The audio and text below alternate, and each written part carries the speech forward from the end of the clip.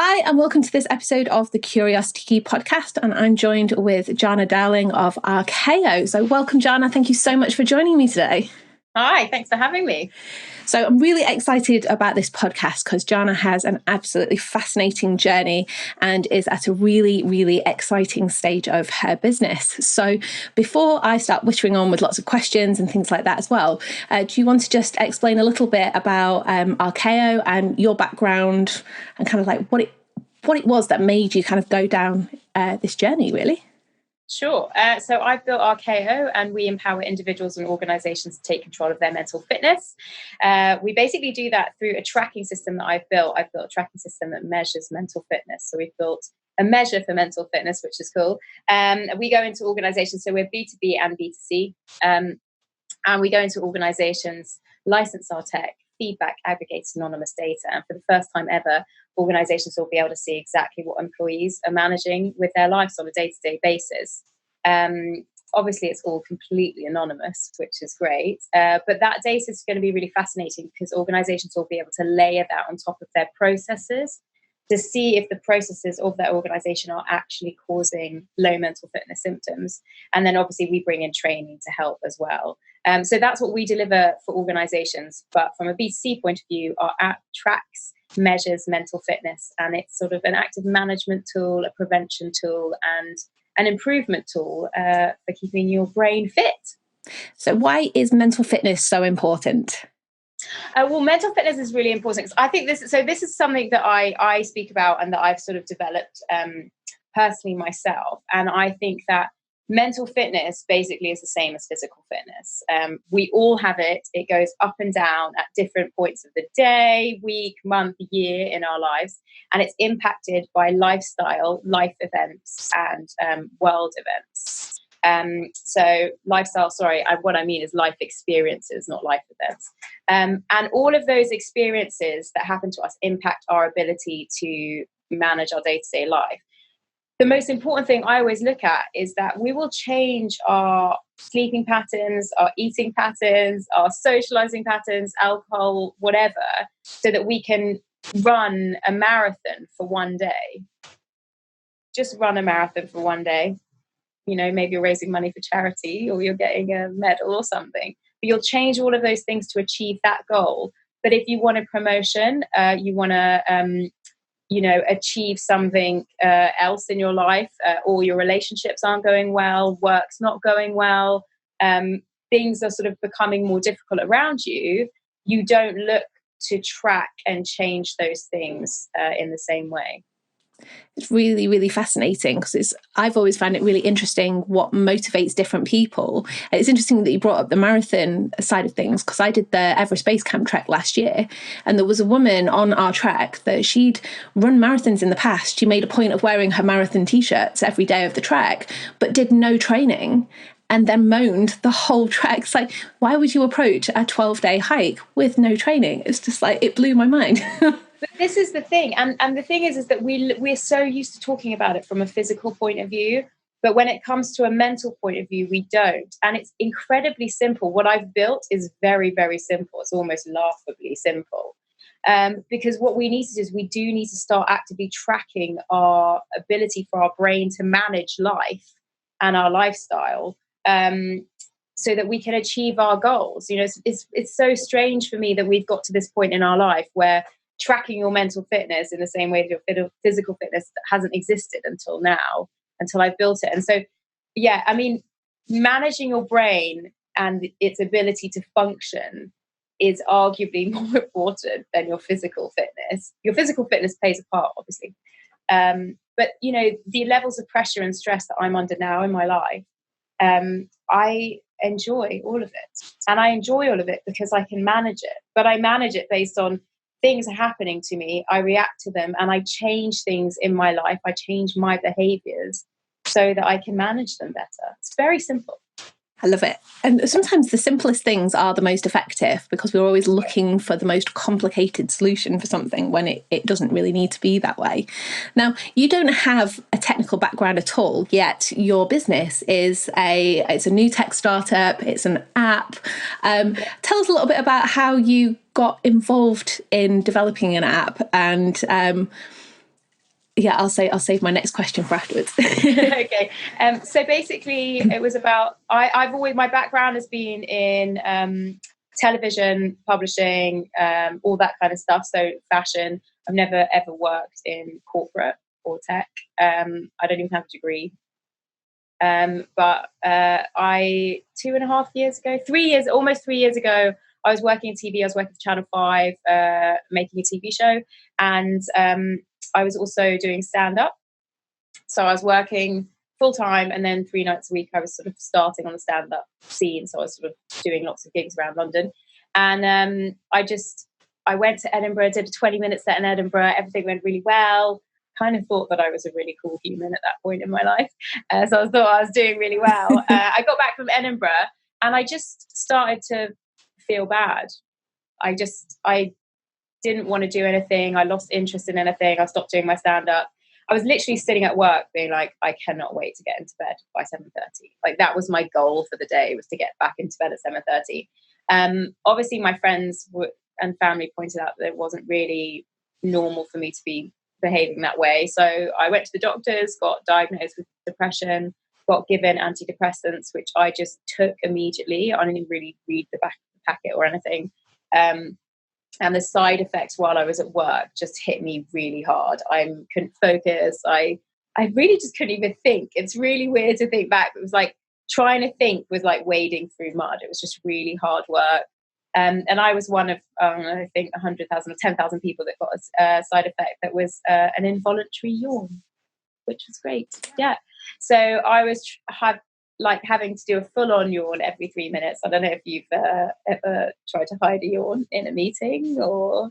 Quite challenging, yeah. Yeah, you can't do it. You just can't do it. So I just threw the pills in the bin. 6 weeks later, I had a severe depressive episode. So I spent 5 weeks under 24-hour watch as a high-risk suicide patient. I had every mental health issue you could possibly think of. I was agoraphobic, anorexic, obviously suicidal. I was diagnosed with bipolar disorder. And as I was coming out of my episode, I realized the impact of what had happened to me. It didn't just happen to me. It happened to my friends, it happened to my family, it happened to my work colleagues. I literally just didn't show up to work one day. I obviously wasn't well enough to go back to work, so I kind of took my recovery on like a job, and I started tracking everything I was doing, and I built a system where I could see all my behaviors, I could see all my symptoms and everything I was doing on one A4 page over a month of my life. And I used the data that I was collecting to make decisions. I didn't make decisions based on how I felt or what I thought, because how I felt and what I thought was actually wrong. And so I used the data, I followed my data, I got myself back to work. Somebody helped me out and gave me a job when I was still a bit shaky, got myself back on my feet. And then, I ended up setting up a social enterprise. So that social enterprise is, I don't want to go on too much about it because I'll be talking forever. But that was the process of me building my tracking system. And then I set up a social enterprise, help people with mental health issues get back into work using that tracking system.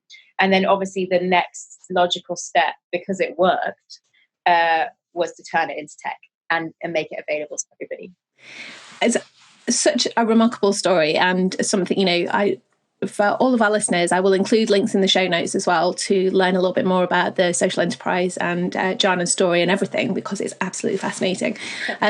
So talk to us a little bit. So you had this tracking system, you managed to get yourself out of this situation, which in itself is absolutely incredible.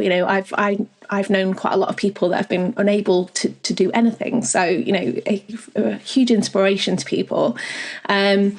So how did you go about turning your tracking system into an app, like with no tech experience? What was that process that you went down?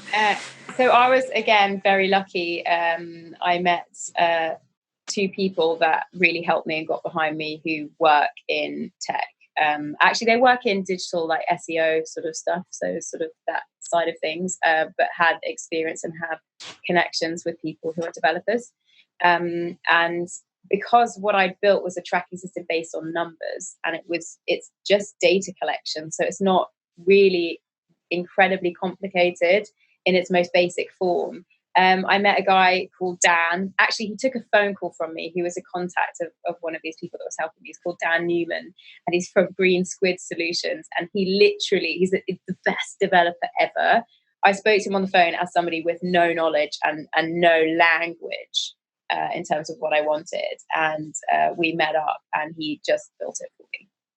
So I had the easiest route in because I had this amazing human that just could see my vision, could see what I was building, and got behind it and was like, I'm going to help you do this because I believe in it and I want to help. So that's how we sort of started building our MVP, was Dan listening to me, having conversations, and me drawing out what it needed to be. But I guess because I had the tracking system already in place, it was an easier way of translating what I needed, if that makes sense. Yeah, absolutely. And what is your vision? Because I wanted to ask this earlier. What is your vision for the company? You've told me this before, which I think is absolutely brilliant. It's like very ambitious, but I love it. So how do you want people to talk about Arkeo in the future? So we're building the measure of mental fitness. We're building a measure of mental fitness, and we're going to become a global fitness brand. We actually are building a global fitness brand at the moment. We're not just a tech company. We are sort of the full package, and there are lots of different arms that we're building in at different times. But yeah, we want to get within the next 10 years, 15 years, I don't know how long I need to put on it, but 1 billion people on this planet tracking their mental fitness. Really, we want to build it's almost going to be like a Nike for your brain, because it's really important that we all start engaging in tracking our mental fitness in the same way we do our physical fitness. And there is a huge amount of power in mental fitness. And I think that right now, all people talk about is mental health, mental well-being. I don't even know what mental well-being means. They're just words. When I say mental health and I do my training sessions, 90% of the time people say diagnosing words. The way we talk about people who have mental health issues right now is very disempowering for them. And what I've built is actually not for the 1 in 4 who has a diagnosis. What I've built is for all of us, that we can start taking control, because 2/3 of the workforce experience mental health issues. That's 21.8 million people in this country. So actually, it's very normal to experience mental health issues. And the best way to treat that is by tracking and managing it yourself. So yeah, I guess that's the vision. Yeah, I love it, because I think for me, I really, really hate medication, and I hate, the fact that everybody's instant reaction is to go straight down the medicated route and kind of like suppress a lot of these things rather than deal with the actual, sort of cause behind it, and find a different way of helping people manage it, which is why I'm so intrigued and interested in what it is that you're doing, because for me, I just think that you don't always need to go down the medicated route. There are other ways. And yeah, well, there's 3 ways you treat mental health issues in the UK today. It's medication, therapy, and lifestyle. And you can use all 3, 1, 2, whatever, but you have to do one. And the one thing that we are completely in control of is our lifestyle. And again, something that I noticed about myself is like, companies have so much data on us. Organizations know more about us than we do. And from a sort of consumer point of view, fine, we don't necessarily need to know that about ourselves, but we spend more time with ourselves than anyone else. And when we go to a doctor and say we've got this issue, what are we bringing the doctor? We're bringing the doctor like 6 minutes of explaining your situation with no real data or knowledge of what's happened in terms of tracking yourself. I hear loads of people saying I was misdiagnosed, or the doctors are this and that and blah blah. And I'm like, but what are you bringing the doctor? What are you bringing to help yourself and a doctor diagnose you, even if you need a diagnosis? A lot of the time you don't need a diagnosis, but you can have a period of your life where you do experience, low mood or agitation. And there are things that you can do yourself to alleviate those symptoms and manage it yourself. So for me, it's about taking responsibility and ownership and going, oh, actually, you know what, I'm snapping at people a lot, and I've been snapping at people a lot for a week. What's going on? And then I can make a small adjustment and it's gone. Yeah. And there's so much power in asking yourself those questions, because one of my sort of like main mantras in life is that, you know, with every single challenge in life, there's always an opportunity. You've just got to ask yourself the right questions to find out what that opportunity is. And yeah, it does revolve around ownership and responsibility. You know, instead of go straight to that, oh, right, who can I blame for this happening to me? Whether it's, you know, I blame the fact that I've been diagnosed with this problem, I blame the fact that I'm, you know, feeling this way, I blame somebody else or the company or whatever. It's like, right, okay, instead of blaming that person, how can I take ownership of it myself, and how can I make the situation better? So absolutely love it. Yeah, taking action, positive action. Because the thing is also we're really powerful humans. You know, just because you have a mental health, I mean, I'm diagnosed bipolar disorder. Elon Musk has bipolar disorder. Stephen Fry has bipolar disorder. There are huge amounts of very successful people out there that have bipolar disorder, and many others. But that doesn't mean that that's my life. Obviously, I've built tech that does track these things, so I have to talk about it a lot. But it's not who I am. It's just part of who I am. And it's the same thing as somebody with diabetes. Somebody with diabetes can't go out, drink what they want, do whatever they want all the time. They have to check in with their blood sugar levels more than the average human. It's the same thing with somebody with diagnosis. Check in with your mental health more, your mental fitness more than the average human, because you need to. And again, going to the medication is not right for you. You don't like it. It's not for you, but it is for some other people. I take medication every day, and the medication I take is a mood stabilizer. It's exactly the same medication as somebody with epilepsy takes. Somebody with epilepsy's brain doesn't really like make all the chemicals and hormones in it properly, and the output of that is a seizure. It's the same with mine, except the output of mine is my ability to experience mania and depression. Now, I know which one I'd rather have and which one's less frightening to me. But there's something about mental health issues and mental health diagnosis that just has this ridiculous stigma attached to it, where if you have it, you're useless or you're not powerful. But that then feeds into the person who has them, and then you can use it as an excuse. And that equally is just not acceptable to me. You know, I've gone from being suicidal to selling tea and toasties out of a shed for my for my social enterprise, to now having a tech startup. So, you know, you can achieve whatever you want, regardless of whether you've done it before or not. Yeah, I 100% behind you on that. And I hope a lot of our listeners are kind of listening in saying, you know what, that's awesome. And yeah, I can achieve anything that I want to.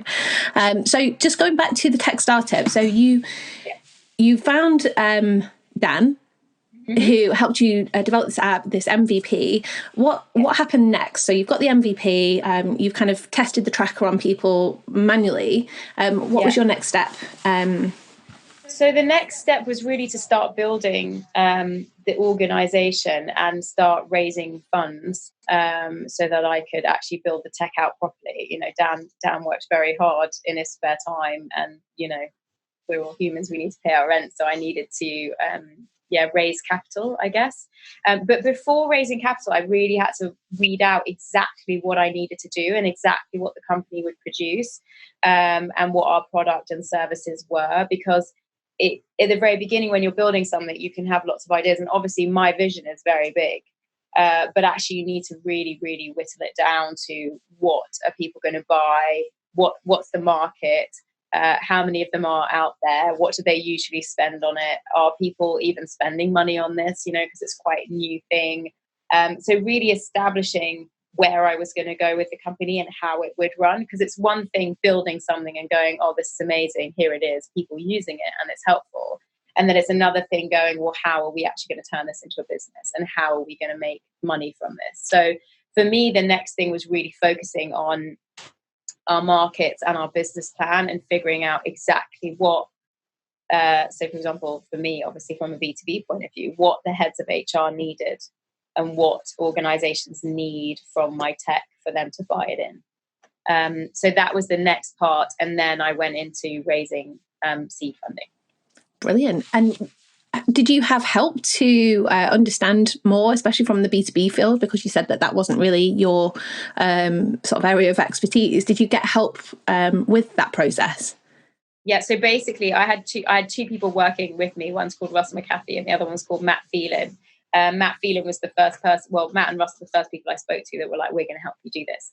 And they basically worked side by side with me and pointed me in the right direction. Both of them have run their own companies before and have experience in the digital world, like I call it, Techland.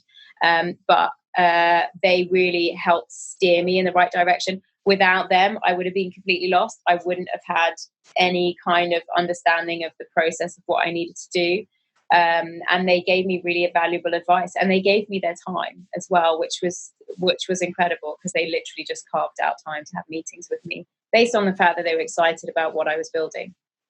So I think finding advisors and finding people who have knowledge that you don't have is what was invaluable to me. There's no way I'd be sitting here without those two. And were these people already in your existing network, or did you have to kind of go out and find them?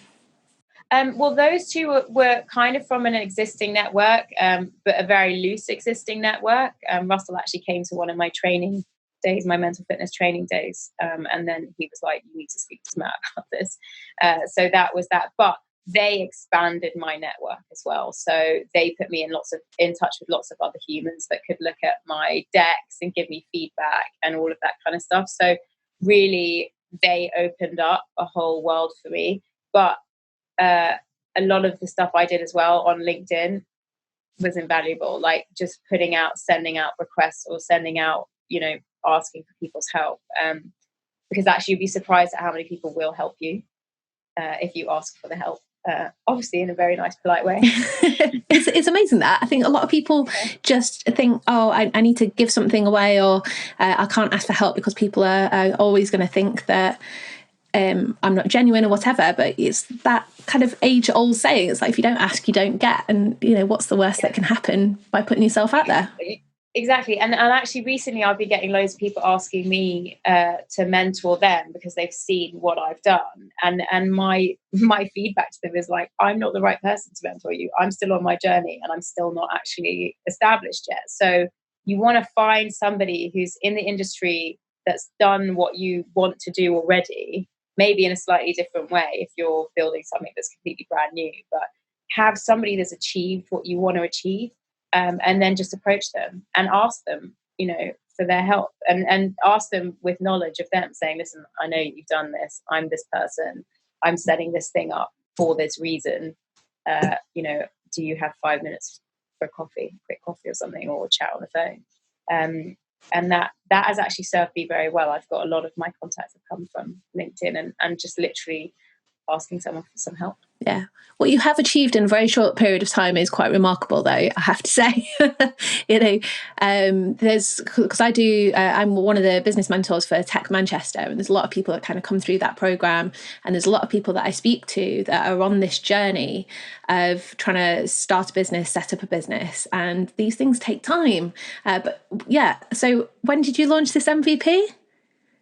So we started building it in September. We did some really secret beta testing till about February, and then we made some changes and we launched MVP in April, I think, April.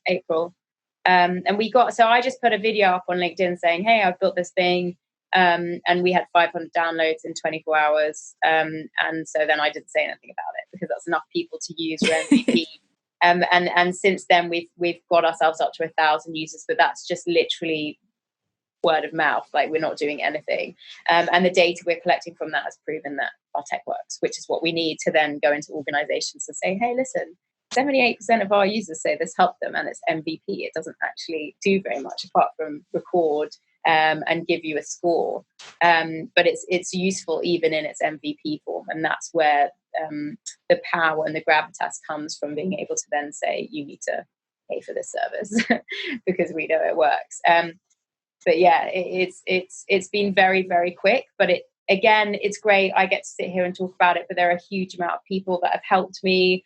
There's Dan, Matt, I literally could list 30 people that have given me their time and helped me and coached me and given me their advice or introduced me to somebody else.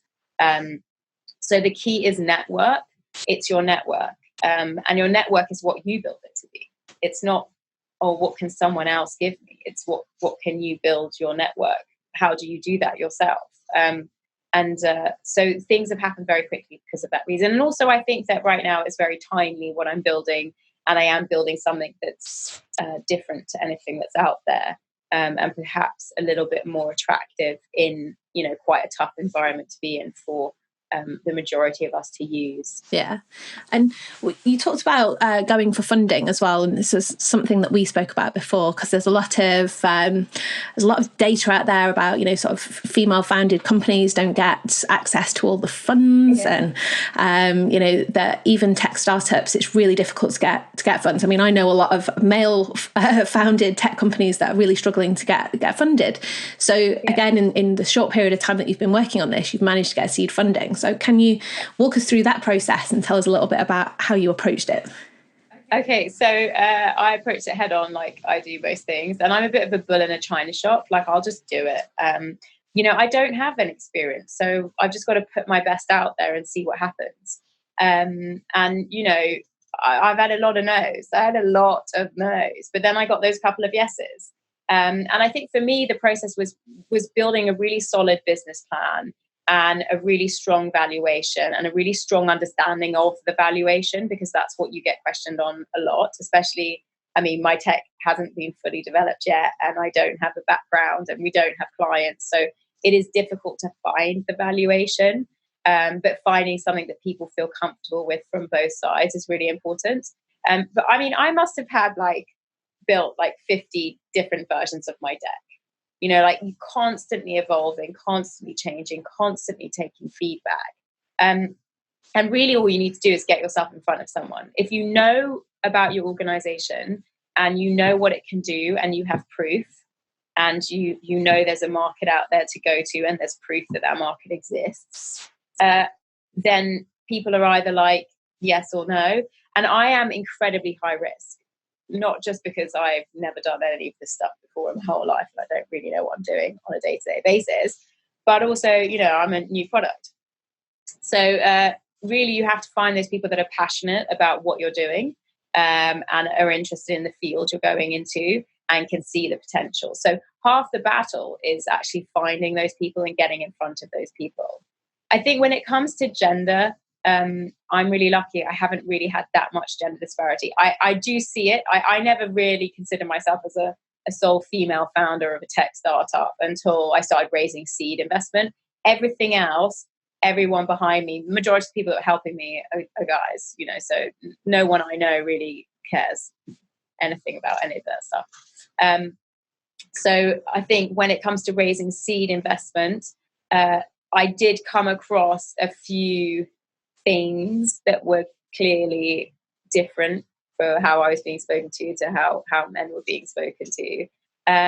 But whatever, like, you just crack on. Like, I don't know, there's so much you could say, oh, this and that. I mean, somebody did say, oh, it's so lovely to see a beautiful woman pitch, which was so insulting because it was like reducing me to my looks. But also, thank you so much, sir. I don't really care. Like, you can spend your time, you know, going, oh, this isn't happening for me, this isn't working for me because of this reason or this reason. Or you can spend your time going, that's interesting, or that's irrelevant. How can I build my deck, and how can I speak to more of the people who are interested, who don't care that I'm a woman, and all those kind of things. So for me, it's focusing on getting in front of the right people. And again, that was network. And a lot of that was LinkedIn. A lot of the videos I post generate some kind of interest. Other people share them with other people. And then that sort of, it all snowballs. So it is really tricky and it is really tough. And you just, if you're doing it yourself, you can completely 100% do it. Just be prepared to, you know, you have to be persistent and you have to adapt.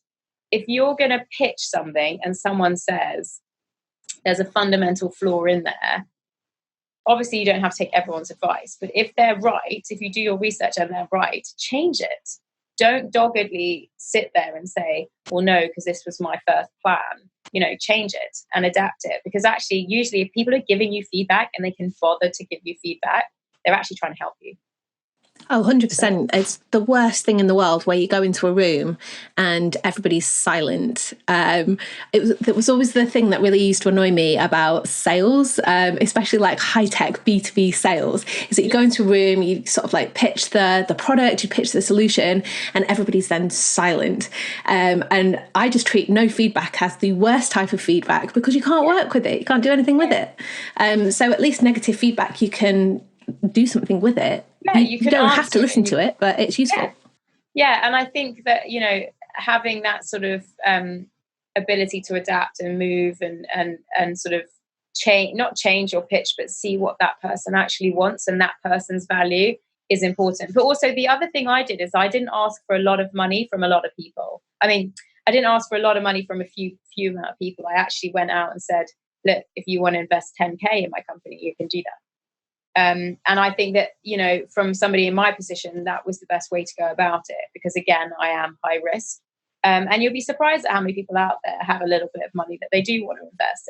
And you get quite a few people giving you a little bit of money, and it actually ends up being a lot of money. So that for me was sort of my technique for bringing in my seed funding. And also don't overfund your round. Like, you don't need to. You can keep yourself bootstrapped. Like, I would keep yourself bootstrapped for as long as you possibly can, until you have clients, revenue, and so much going on that you need full-time employees on pay while you don't have them. Freelancing is completely normal for most people. There's lots of ways that you can limit your burn rate, and that means you retain control, because once you've got seed investment, you've then got to build stuff out and sign contracts. But, getting revenue in takes time. So it's all about, I think, not going too big, because people are like, oh, I want to raise this much money. And you're like, but do you actually need it? I think that was a question I had to ask myself a lot. What do you think what do you think is the reason behind that? People going in and wanting too much money too soon? I think firstly, because I think I didn't really understand, especially not having a background in tech, I didn't really understand how much money I needed to do things. And when you ask people to get quotes, people tend to be like, oh, well, I'll build you this for this much money. And then you just take that for face value. But actually, when you then go down and you speak to somebody who's, a coder, they'll be like, no, that's not, you don't need to spend that kind of money. So I think it's about understanding exactly how much things cost. When you don't have experience like I don't, you need to ask a lot of people, and you need to take the advice of people that have done it before. But I think also, we have a propensity to be like, if I can raise $500,000, that means that my company's worth more. And there's something right now in the press where everyone's like, this is how much money I've raised, and that means my company's going to be successful. But it doesn't. It does not mean anything. You can raise 60 grand and your company can be more successful than someone that's raised 3 million. I heard about a tech startup that raised 3 million, spent 3 million in 3 years on POC, and then got POC and ran out of money. And everyone was like, we're not giving you any money because you've spent 3 million in 3 years.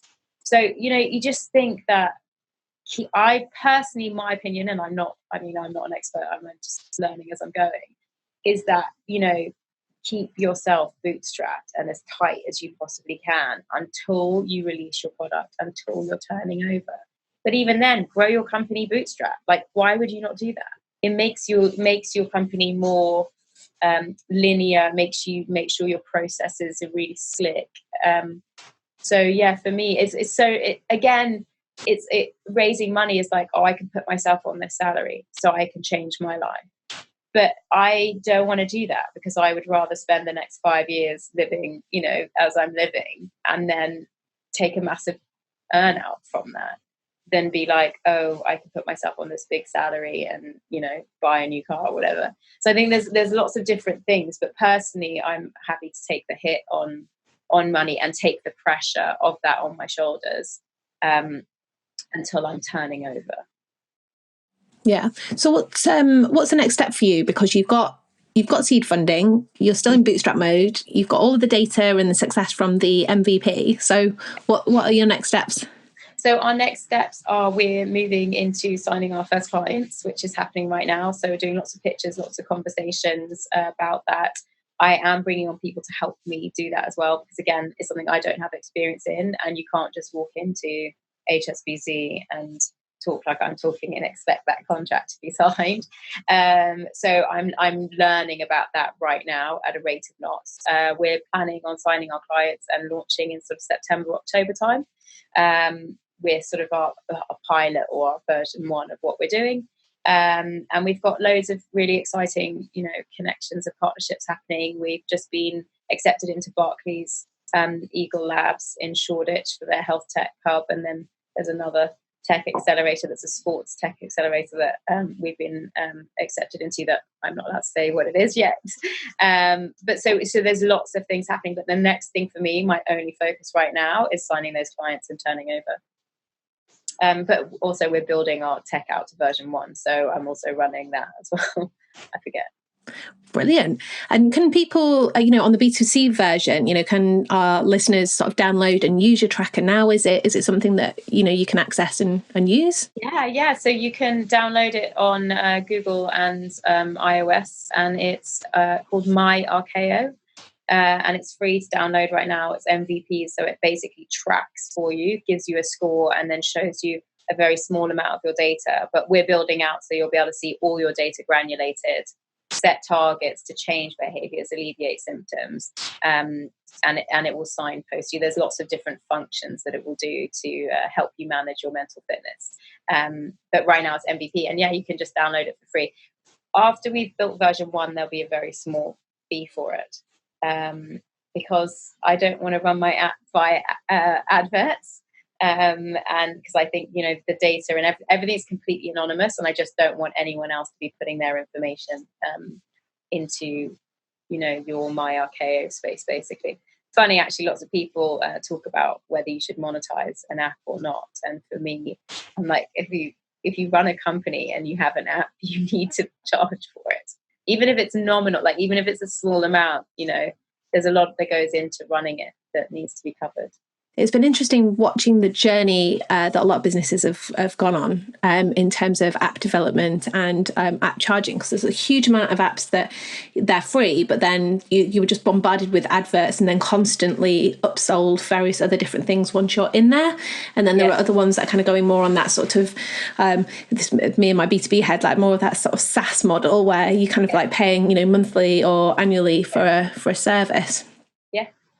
That's the way we're going, because it seems to be the simplest way. And I'm all about the simplest way, the best way, but it's got to be simple. Simple is good. Yeah. So are you still relying on word of mouth marketing from the B2B side of things, or are you actively starting to market what it is that you're doing? So I'm literally just going through direct contact, which is word of mouth. And it's actually, I'm speaking to really very large organizations just through that. So I'm keeping it to that right now while we're small, but we do have a go-to-market plan, and we will be putting that in place and actively selling in after we've started turning over. But it's word of mouth. I mean, the power of LinkedIn for me has just been incredible. I get investors messaging me saying, "Can I talk to you about investing?" And that's something that I had no idea how powerful LinkedIn was, especially because I come from a creative background. So for me, I was like, LinkedIn, I don't even know what it is. But actually, it is an incredible tool when it comes to that, and even just marketing as well, like word of mouth marketing. It works very well on LinkedIn. So what was your lightbulb moment for LinkedIn and the realization that you actually need to pay attention to this platform and spend a bit of time on here? Well, basically, I mean, I did have quite a few people being like, "Are you on LinkedIn?" And I was like, "God, if people are asking me if I'm on this thing, I should be on it." Especially when I was in, because I was, I've been out of my depth since I started this. I do not come from a corporate background. I don't have any tech knowledge. I go into all these places and have conversations with people who are extremely good at their job or extremely senior. And they ask me all these questions, and I'm like, I don't know the answer to that. So I've had to learn it. And, after a couple of people say, "Are you on LinkedIn?" You're like, I'm on LinkedIn. You go home, you get on LinkedIn. But for me, I posted a video. I think I posted a picture which had some captions on it about what I was building, and it got 20,000 views. in 24 hours. And the same thing, hi guys, our MVP is ready to download. It's here, go check it out, 500 downloads. And for me, because the main focus is B2B, LinkedIn is the best place to be. For our B2C point of view, we're doing Instagram, because we're, sports, fitness, tech, and visually that's quite interesting, and because we're building a brand, that's the best place to do it. But from a B2B point of view, I think it's when I got 20,000 views in 24 hours on a picture, and I was like, oh, that's a lot of people for me. It is a lot of people, and LinkedIn is a huge opportunity for so many people. It's something that I'm kind of, banging my head against a brick wall for certain audiences, because it's something that I teach on quite a lot. And everybody's like, well, why are you teaching on LinkedIn, and why not just sort of focus more on the business development side of things, the marketing and the sales? Whereas for me, it's a complete no-brainer. Like if you've got a small business, or if you're working in sales, business development, marketing, it is the platform that you can build so much credibility, authority and influence for free. It just requires your time. It's incredible. It's also, once you're heading into having like 1,600 to 2,000 contacts, all you have to do is put one post out and you've reached all of them. You don't have to write individual emails. You don't have to. And what you get back is the people who are already engaged in what you're saying. So you're not selling to somebody who doesn't want to be sold to. Those people just don't comment on that post. So you've already, by putting a post down and having those people comment, you're like, these are the people I can approach to talk about business with. And that for me was, amazing. But LinkedIn is an incredible platform. I agree with you. I think that if you're not on LinkedIn and you're trying to build a business, it's going to be impossible. Like LinkedIn is incredible for connections. And also you can actually message people, they don't necessarily always answer, but you can message anyone. So you could, get in touch with somebody who's incredibly senior and just ask them for help, and they might just say yes. There you go. I love that. They might just say yes. So what's the worst that can happen in just asking? Exactly. Oh, brilliant. Well, it's been so great having you on this podcast. Is there do you have any kind of like parting words of wisdom that you want to share with our listeners, or anything else that you want to add? Yeah, I'd say if you think that you can't do something, you can. If you think you're not qualified for something, learn it. There is literally nothing you can't do. Don't be afraid to put yourself out there. Don't be afraid to build something that no one else has. And don't be afraid to hear no. Because actually, I am somebody who has no experience doing what I'm doing right now. And I've managed to achieve a lot in 8 months. And that's because I'm open about what I'm doing. I'm open about the fact that I don't know what I'm doing, and lots of people help me. But it's also because I have a vision that a lot of people are buying into. And I think that it's frightening to put yourself out there when you don't feel like you're qualified. And I've always had that through my life, because I don't have a degree, and I'm like, but actually, there's nothing you can't learn. Nothing is rocket science. And you don't need to learn everything in detail. You just need to learn it so you can understand it. And then you get someone who's really badass at it to do it for you. So yeah, don't not do something because you don't feel qualified to do it, I guess. I think that's why I love everything that you're saying, because I'm exactly the same. I went into university with all the best intentions of becoming an engineer and doing all these mad things, to then realise that, wait a minute, I don't actually like process and systems and detail and things. And the engineering route was never going to be for me. So then I never got any formal qualifications. But you know what? It has never stopped me doing anything that I've wanted to do so far. And you can achieve whatever you want. So yeah, you just got to do it. Yep. You just got to get on, do it. Take ownership and responsibility for your actions. Exactly. And perseverance does pay off, when you. Yes, perseverance for sure. Brilliant. Well, it's been absolutely wonderful having you on this podcast.